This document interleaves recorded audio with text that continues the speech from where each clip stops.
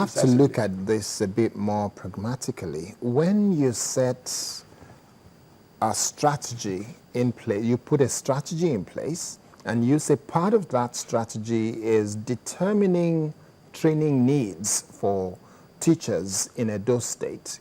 And you say part of what they need to do to be able to identify their training needs will be to do an assessment of what they know so that you know what they don't know, the gap, yeah. and to be able to fill that gap. How do you want to deal with this issue? Because it is not something that can be swept under the carpet and say, well, they didn't do it, the union is fighting against the government. What exactly has got to be the position of government to say, this is something that is being done for the people of our state and it will not be allowed to go? No, I'm clear. You know, I mean, I'm a union man, and I recognize and I appreciate and I celebrate the right of workers to belong to unions and to use the union to protect their interest. That's what I've done all my life. So I am at home with unions and negotiating, persuading, etc. But I also know for a fact that when there is a conflict of interest between a guy who doesn't deserve a job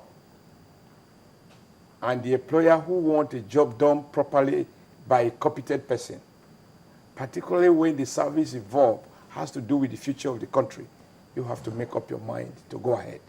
So we are determined. I'm clear. I've made the point known to the teachers that, first, I appreciate they supported me, you know, in 2007. Last 2012 election, they publicly declared support for me. But I'm like, the only thing I promised was that I was going to leave Edo better than I met it. So anybody who voted for me must know he voted for change.